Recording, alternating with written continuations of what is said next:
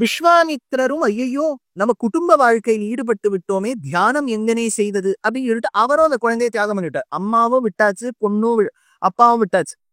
இப்போ இந்த குழந்தை, பெண் குழந்தையை காட்டில் ரட்சிப்பதற்காக சகுந்தாகா இவ தாவந்தி, சகுந்த பறவைகள்லாம் தன்னுடைய சிறக வச்சு அந்த குழந்தையை காப்பாத்தித்தான்.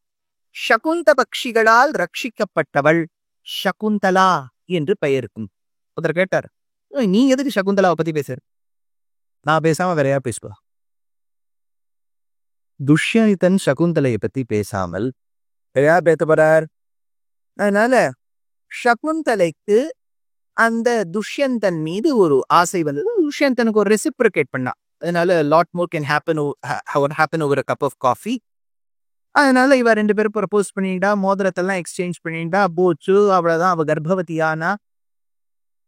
கர்ப்பவதியானவள் அரண்மனைக்கு சென்ற போது அவன் வந்து நீ யார் அப்படின்னு கேட்டுட்ட. இவ தலையில பானையெல்லாம் வச்சு ஞாபகம் இருக்கா, அன்னைக்கு இருக்கா, கண்ணே கலைமானெல்லாம் கேட்டா ஒன்னும் நடக்கல. சரி, என்ன போச்சு? கர்ப்பவதியா இருந்தவ காட்டுக்கு போனா, குழந்தையை ஈன்றெடுத்தாள். அந்த குழந்தைக்கு சர்வதமனன் அப்படின்னு பேர். பிற்காலத்தில் ஏற்பட்ட பெயர் பரதன். இந்த பரதனை பின்னாடி துஷ்யந்தன் ஏத்துனான். சதவத பிராமணம்னு சுக்ல யஜுர்வேதத்துக்கு அடங்கிய வேதபாகம் இருக்கு. தௌஷ்யந்தி நிவ அப்படின்னு வரும். துஷ்யந்த புத்திரன், சகுந்தலா புத்திரன் பரதன் நன்றாக பூமியை ஆண்டான். அந்த காலத்துல நல்ல ராஜாக்கள்லாம் இருந்திருக்கா. அப்ப இருந்தபோது அந்த தேசத்துக்கே பரதன் ஆண்டபடியால் பாரதம்னு பேர் ஏற்பட்டது. அப்படின்னா ஜடபரதர் ஞானத்தை கொடுத்தபடியால் பாரதம், நன்றாக துஷ்யந்தனுடைய புத்திரன் பரதன் ஆண்டபடியால் பாரதம்.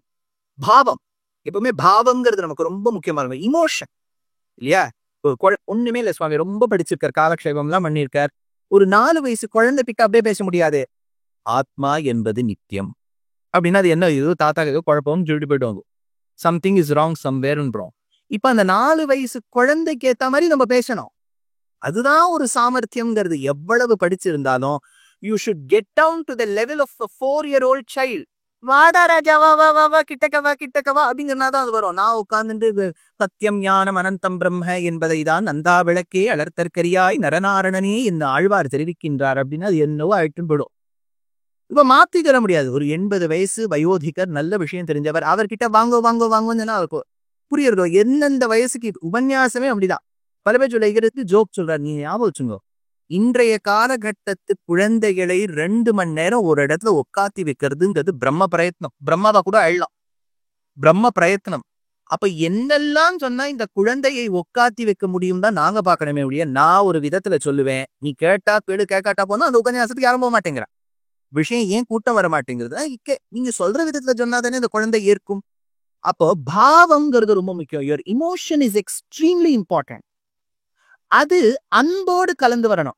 பொதுவா எங்க வேடிக்கை சொல்ல இந்த வார்த்தையெல்லாம் உபன்யாசத்தை சொல்லக்கூடாது. எங்க பாட்டி சொல்லுவோம், கடனழவேன் படிக்காதேன்பா. இந்த வார்த்தையெல்லாம் வரக்கூடாது சொல்றேன். ஏன்னா ஒரு புஸ்தகம்னு படிக்கும்போது மெண்டலிஸ் பீரியாடிக் டேபிள்ல அப்படியே கிளீனா, ஓஹோ, மெட்டல்ஸ், நான் metals, metalloids, inert cases, லாந்தனைட்ஸ், actinides, atomic number, atomic wait, எதனால இந்த இடத்துல மெண்டலி இதை வச்சிருக்கார், எதனால அந்த பக்கம் வச்சிருக்கார், இதுதான் பைனாமியல் நாமென்க்ளேச்சர். இதுல கிங்டம்னு ஒண்ணு இருக்கு, ஃபைலம்னு ஒண்ணு இருக்கு, ஸ்பீஷீஸ்னு ஒண்ணு இருக்கு. ஏன் இது கேபிட்டல் லெட்டர்ல ஆரம்பிக்கணும், ஏன் அது ஸ்மால் லெட்டர்ல ஆரம்பிக்கணும்? இப்போ ஸ்ரீமத் ராமாயணத்துல சேதுவை கட்டும்போது சொல்றார், மக்கராலயம்ங்கிற இந்த பே ஆஃப் பெங்கால் ரீஜன்ல மக்கராலயம் நிறைய கிராக்கடைல்ஸ் இருக்குமா. வால்மீகிக்கு எவ்வளவு ஜூலாஜிக்கல் நாலேஜ் பாருங்க. ஏன்னா உலகத்திலேயே கடலில் முதலை இருக்கக்கூடிய ஒரே ஒரு இடம் பே ஆஃப் பெங்கால் தான். பாக்கி எல்லா இடத்துலயும் குளத்திலையும் நதியிலையும் தான் இருக்கும். பே ஆஃப் பெங்கால்ல மட்டும் ஒரு ஸ்பீஷீஸ் இருக்கு, சால்ட் வாட்டர் கிராக்கடைல்ஸ், அங்க மட்டும்தான் இருக்கும். வால்மீகி தெரிவிக்கிறார் மக்கராலயம்ங்கிற. அப்போ ஒரு படிப்புன்னு வரைச்சு அதுல ஒரு அவா இருக்கணும் பாருங்க. சஹஸ்ரநாமம் சொல்றோம்னா அந்த இடத்துல பூரணமா நமக்கு பகவான் தக்கணும் இல்லையா? இப்போ தேவகி நந்தன சிருஷ்டானா எதிர்க்க கிருஷ்ணர் வரணும். க்ஷிதீஷா பாபநாஷ், அதுதான் தியானம். தேவகி நந்தன அவளை உள்ள வர சொல்லுங்க. தேவகி நந்தன சிருஷ்டா க்ஷிதீஷ பாபநாசன, அதை ஷூட் பண்ணிடுறேல. சங்க பிருந்தந்த கீ சக்ரி ஷாரங்க தன்வாகதாதரா, அந்த போன் அடிக்கிறது பாருங்களேன். ரதாங்க பாணி ரக்ஷோபிய சர்வ பிரஹரணா. இதா நான் வர வரைக்கும் வெயிட் பண்ண முடியாதா? சர்வ பிரஹரணாயிரோம் நம்ம இதி நாம எடுத்தானன்னா, அதனால மாமாவுக்கு பண்ணிருக்கோமா பெருமாளுக்கு பண்ணிருக்கோமேன்னு தெரியாது. அதனால பாவம் இருக்கணும், சேர்ந்து அந்த அன்பு இருக்கணும். ராகம் அது ஒரு ரிதம்ல இருக்கணும். இப்போ ஒரு பாட்டுங்கிறது தாளக்கட்டுக்கு அமைஞ்சது தானே. இப்போ வந்து 1 2 1 1 2 ஜீத்தி போலூபிய வையனாமா ஒன்றையில ஆரம்பிக்கணும். சிலதெல்லாம் விட்டு ஆரம்பிக்கணும், சமத்துல ஆரம்பிக்கணும். ரிதம்னு ஒண்ணு இருக்கணும் லைஃப்ல. கன்சிஸ்டன்சி, அதுதான் ரிதம்ங்கிறது. கன்சிஸ்டன்சி. இந்த ஸ்கூல்ல மார்க்ஸ் எல்லாம் வந்தோடனே நான் எங்க அம்மா சொல்லுவோம், இது மாதிரி எனக்கு ரொம்ப குறைஞ்சு விட்டு, நாளையிலேருந்து காலத்தால 5 to 6 மேத், 6 to 7 சயின்ஸ், இதெல்லாம் போர்டில் எழுதி வச்சு படிப்பேன் 2 நாள். அவ்வளவுதான். மறுபடியும் திரும்பி போயிடுவோம். நாய்பாலு துங்கு அந்த கன்னಡದಲ್ಲಿ ಹೇಳ್ತಾರೆ. திரும்பி போயிடும். அப்ப தாளம், கன்சிஸ்டன்சி இருக்கணும், பாவம் இருக்கணும், ராகம் இருக்கணும், தாளம் இருக்கணும். பாவ ராக தாளம் இத்தியனேன பரத. பரத அந்த பரதர் கொடுத்த சாஸ்திரம் நாட்டிய சாஸ்திரம். நாட்டிய சாஸ்திரத்தை கொடுத்த பரத முனியானபடியால் பாரதம். அப்ப 3 பாரதம் எடுத்தா 4வது முக்கியமாக நம் ராமாயணம் என்னும் ஆதிகாவியம் இதிகாச சிரேஷ்டத்தோடு சம்பந்தம் பெற்றவர்தான் பரதாழ்வான். அந்த பரதாழ்வான் வைபவத்தை சுருக்கமாக இப்ப நான் இன்ட்ரோடக்ஷனுக்கு 21 நிமிஷம் எடுத்து பாருங்க. இது அடியனுடைய உபன்யாசத்தோட பிரபாவம். நேர டாபிக்கே வரமாட்டேன்.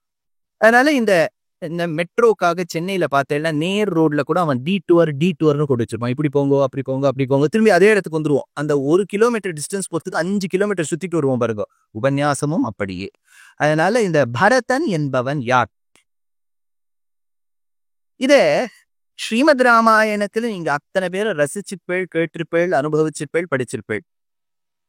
தசரத சக்கரவர்த்திக்கு இருந்த பத்னிகளில் ஒரு பத்னிக்கு கைகேயி என்று பெயர். கேகய தேசத்தை சார்ந்தவள்.